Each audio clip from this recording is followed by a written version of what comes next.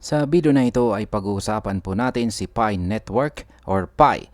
Sa mga nakarang linggo ay nananatili siya sa consolidation phase at halos gumagalaw lang sa sideways trend.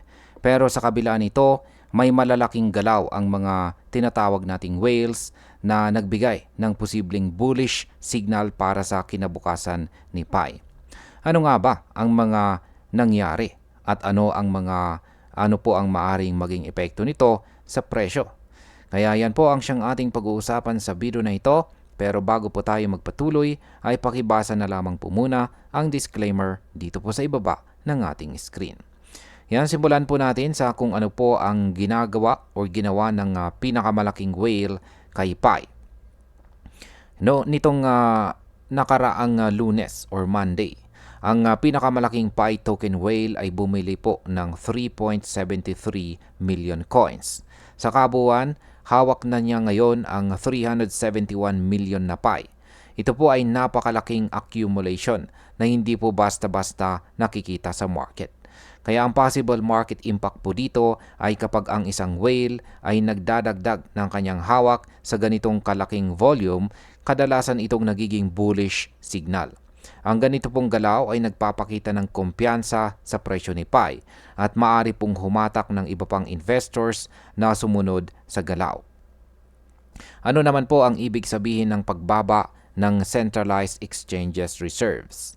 Yan, base po sa PiScan data, nagkaroon ng 2 million net outflow sa mga centralized exchanges wallets sa loob ng 24 hours. Sa madaling salita, mas marami pong tokens ang inilipat palabas ng mga exchanges papunta sa mga private wallets.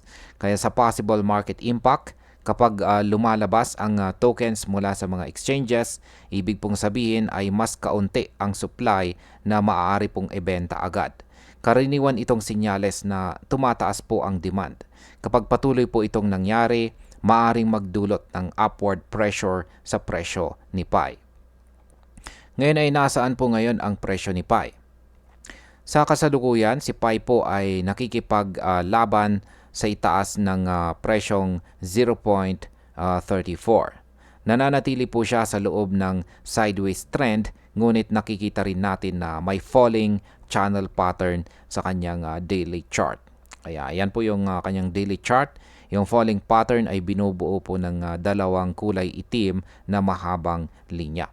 Yan, ang potential bounce back ay maaari pong itulak ang presyo pataas hanggang sa resistance level na nasa 0.37. Sa market impact, kung tataas po si Pi at maaabot ang resistance na ito, maaari pong makakita tayo ng panibagong rally. Pero kung hindi po siya makalusot, maaari pong manatili ulit siya sa sideways trend at hintayin ang susunod na pagkakataon para umangat. Ano naman po ang sinasabi ng indicators dito kay Pi? Sa ngayon ay meron po tayong mixed signals. Yan ay pinapakita ng mga technical indicators ni Pi dito. Ang RSI ay nasa 44 at nananatiling flat sa ilalim ng halfway line, kung saan ay nagpapakita na mahina pa rin ang buying pressure. Samantala, ang MACD naman ay nasa ibabaw ng signal line, kung saan ay nagbibigay ng bullish momentum signal.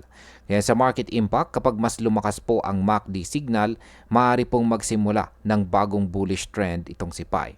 Pero ang mababang RSI ay nagpapakita po na hindi pa gaanong agresibo ang mga buyers.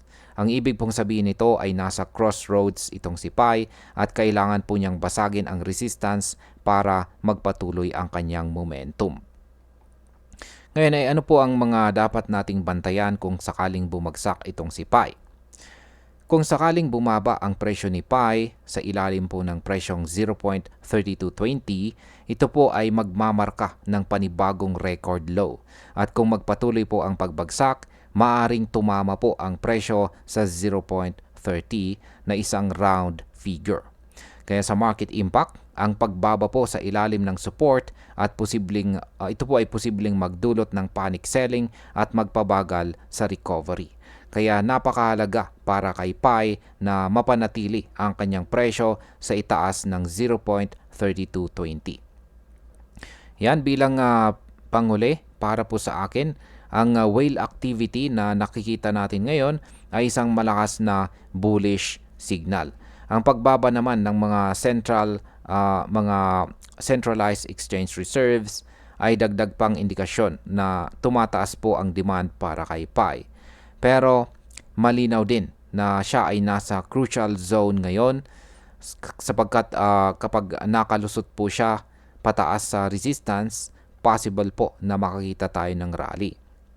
Pero kung bababa naman po siya sa ilalim ng support, baka makita po natin ang panibagong record low. Sa ngayon, si PAI po ay tila naghahanda para sa malaking galaw at nakasalalay po ito sa magiging reaksyon ng market sa mga susunod na araw. At ayun, hanggang dito na lamang po tayo sa video na ito mga ka-crypto. Marami pong salamat sa panonood. Ingat po tayo lagi at God bless po sa ating lahat.